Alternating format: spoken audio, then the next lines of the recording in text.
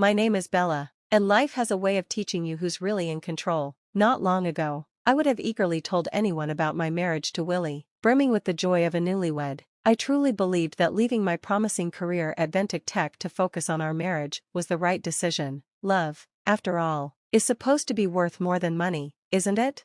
Ventic Tech had its quirks, but it also had strict policies, especially about workplace relationships. Once Willie and I tied the knot, we were thrust into an awkward spotlight. Our boss, Gary, wasted no time delivering an ultimatum, with all the theatrics of a reality show host. That evening, our conversation felt like a scene from a high-stakes drama. Blinded by love, I caved. The next day, I handed in my resignation and walked away from a career I had worked so hard to build. Fast forward to today, and here I am, cleaning up spilled cereal because Willie, ever the soon-to-be promoted, can't manage to aim for his bowl. Didn't your mother teach you better? I shout, half joking, toward the living room. My words disappear into the walls, his defensive reply arriving just as invisibly. I let it go. It's not worth another argument. Once, we teased each other with ease. Now, every conversation feels like navigating a minefield. Hours later, Willie is glued to the couch, the TV casting a dull glow over his indifferent face. I glance at the untouched dinner table, the remnants of what we once had haunting the silence. Are we going to talk? Or is that couch your new lifelong commitment? I ask, forcing the words out. About what? His reply is sharp and dismissive, without even a glance in my direction. I count to 12, clinging to patience. About us, about where this mess is heading. My voice cracks slightly. He shrugs. That shrug, heavier than any shout, fills the room with a suffocating silence. The TV chatters on, oblivious to the collapse happening within its reach. That's when it hits me. Our marriage, once so sturdy, now feels like a house of cards collapsing under its own weight. The bond we'd built is crumbling, piece by piece, and neither of us seems to know how to stop it. Life, with its cruel irony, has turned our plans and dreams into fragile remnants of what once was. I linger, watching him. The man on the couch feels like a stranger, a distant passenger I might pass on the street. The shift from warmth to indifference was subtle but devastating, like the first bite of frost signaling the end of summer. Later that evening, I prepare his favorite meal, steak, seasoned and cooked just the way he likes, or so I thought. As he enters the kitchen, his heavy footsteps foreshadow his sour mood. He scans the table like a predator sizing up its prey. He picks up a piece of steak with his hands, ignoring the utensils beside him. Is this the best you can do now? His tone is gritty, like sandpaper. It's slightly cooler than usual, I reply cautiously, referring to the temperature. Not what? He snaps, his glare cutting into me. I bite my tongue, holding back the flood of thoughts. Speaking up would only make things worse. When I say I want my steak hot, he continues, his voice dropping to a chilling whisper. I expect to feel the life leaving it as I cut in. This, he jabs the steak with his fork, is already dead and gone. His words, devoid of any shouting, carry a venom so sharp it leaves me hollow. He pushes the plate away and meets my gaze for a fleeting moment, his eyes filled with a mixture of contempt and resignation. Forget it, he mutters, turning away, grabbing his keys. He delivers a final blow. Fix your mistakes, Bella, or next time, it won't just be dinner getting tossed out. The door slams shut behind him, the echo punctuating the end of what little joy remained in our relationship. I stand there, staring at the uneaten meal, wondering how we reached this point, and if there's any way back. I stood motionless, staring at the door Willie had slammed shut behind him. The sound still echoed in the silence of the apartment, reverberating like a final punctuation to an unspoken truth. I exhaled slowly, glancing down at the abandoned steak on the table. Its cold, lifeless state mirrored my own feelings, discarded and forlorn. Each step toward the trash can felt heavier than the last, a somber reminder of what I was throwing away, my effort, my care, and the fragile hope that things could still change. To the outside world, we were the picture of a perfect couple, admired by friends, praised by his parents, but behind closed doors, the reality was far from ideal. Willie's demands had become relentless, chipping away at my self-esteem with every passing day. My life revolved around seeking his approval, which had grown as rare as sunlight in a storm. Tonight was no different. The dinner table became a stage for his critiques. "What's this?" he asked flatly, pointing at the plate of steamed broccoli and grilled chicken I had set before him. "Dinner," I replied, trying to keep my voice steady. "Broccoli again? Do you know how to make anything else?" His words dripped with disdain as he pushed the plate away like it was contaminated. Suppressing a retort, I offered, "I can make something else." His sneer was immediate. "That would be a first." The sting of his words fueled a simmering anger within me, but I turned back to the kitchen. Before I could start anew, his sharp voice cut through the air. "Where are you going?" "To cook," I answered, barely keeping the edge out of my tone. He stood abruptly, the screech of his chair grating against the floor. "Sit down. Let's not pretend you have other plans. Your world revolves around me, remember?" His words were a leash, yanking me back into the reality I'd been too afraid to confront. "Yeah," I murmured, defeated, returning to the table.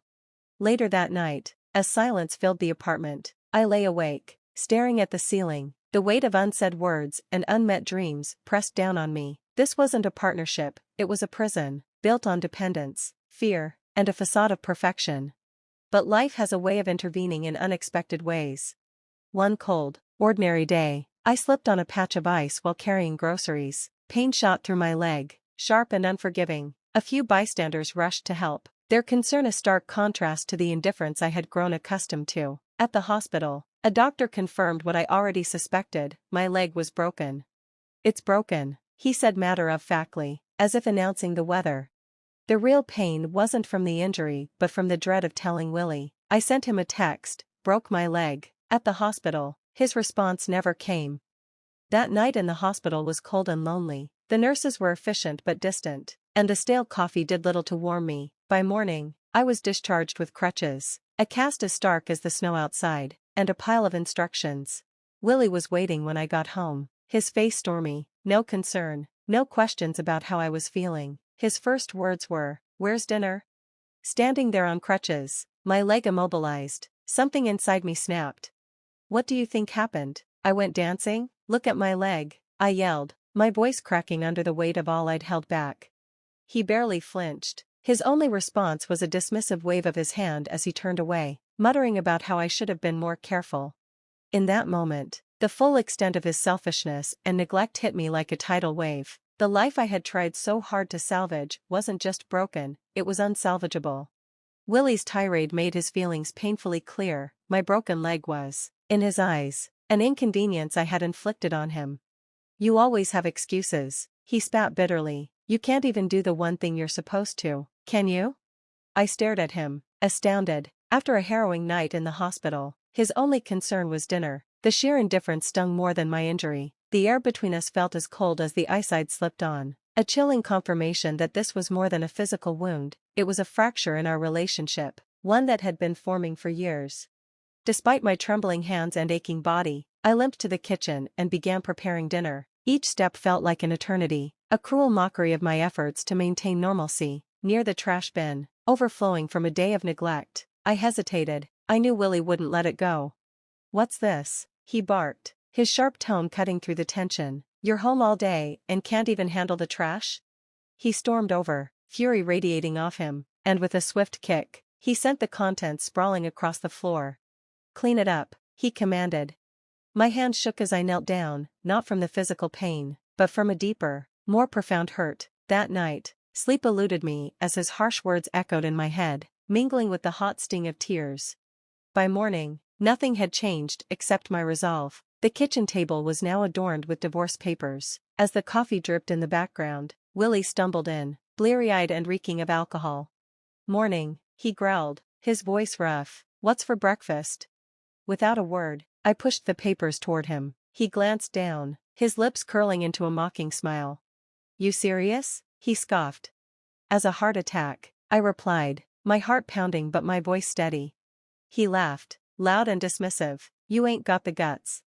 "I already filed," I countered, meeting his sneer with a steady gaze. "Just need your signature." He leaned in close, his voice low and venomous. "You think you can survive without me? You're a broken bird, can't even take out the trash." "I'm done talking, Willie," I said firmly. "Sign the papers, or I'll have the authorities force you to." His face twisted with rage, but he grabbed the pen and scrawled his name, each stroke heavy and deliberate. Tossing the pen down like it burned him, he sneered. "Good luck, darling, you'll be crawling back before the month's up."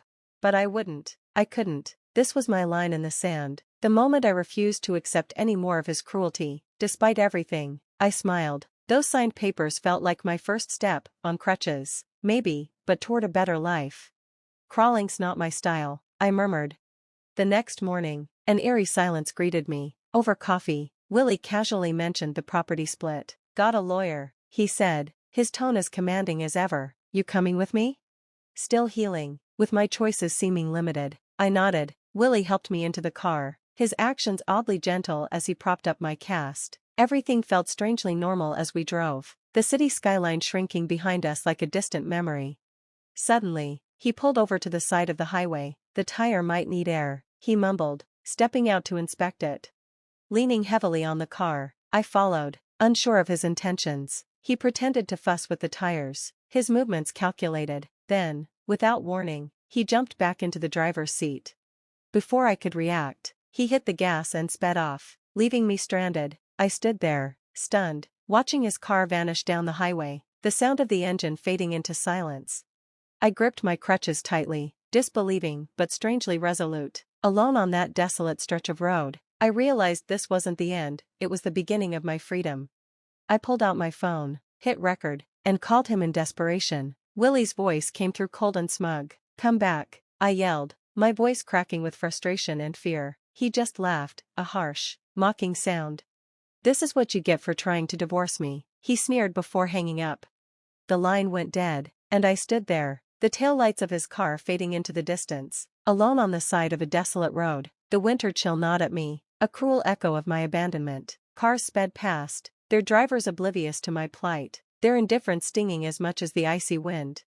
Minutes turned into an eternity until finally, a rattling Jeep truck pulled up beside me. To my shock, it was Gary, my former boss. His gruff, familiar voice broke through my haze.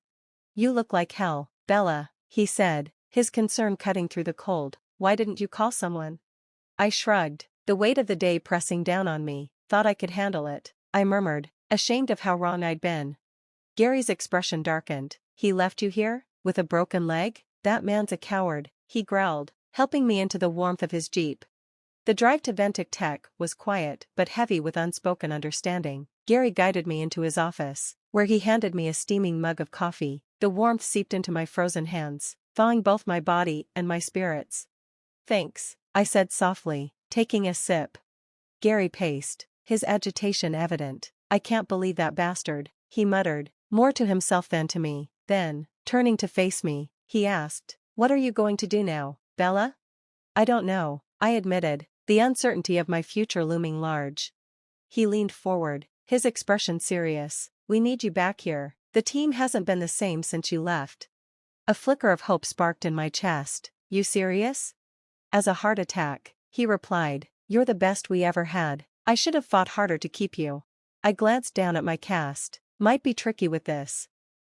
Gary waved off my concern. We'll manage. I'll wait until you're ready. No excuses. No saying no. I smiled faintly, touched by his belief in me. I'll think about it, I said, though deep down, I'd already decided.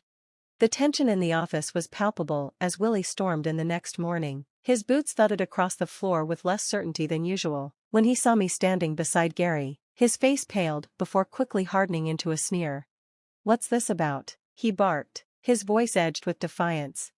Gary gestured to a chair. Sit, he commanded, his tone leaving no room for argument. Willie remained standing, crossing his arms in a show of bravado. Willie, Gary began, his gaze cold and cutting. I've seen some poor decisions in my time, but what you've done takes the cake. Willie's eyes darted to me, his expression a mix of anger and fear. What lies has she been feeding you? No lies needed, I replied calmly, just the truth, recorded loud and clear. Gary slid a recording device across the desk. Care to listen to your greatest hits? Willie's face went ashen. You can't fire me over this, he sputtered. Oh, I can, and I am, Gary shot back, his voice like steel. Willie's desperation mounted. I'll sue. Go ahead, I said, my voice cold, but you'll lose. I've got all the evidence I need, and you've got nothing but empty threats. Gary stood abruptly, his chair scraping across the floor like a declaration of war. Get out, Willie, you're done here. Willie stormed out, defeated, and the weight of his departure lifted from my shoulders. In court, The judge's gavel fell decisively. This court grants the separation and orders compensation to be paid, the judge declared. It felt like the first breath of spring, chilly but full of promise. Back at work, I settled into a rhythm, every keystroke a step toward rebuilding my life. My colleagues' greetings were warm, their support unwavering. "Feels weird, huh?" Harold said one morning, leaning against my desk. I smiled. "Weird doesn't cover it. Feels like I've come back from the dead." He chuckled. "Zombie Bella, back for revenge?" "Something like that," I said, grinning, "but this time, I'm not taking crap from anyone." "That's the spirit," Harold said, his nod full of encouragement. This wasn't just a fresh start, it was a reclaimed life, and I was ready to live it on my terms.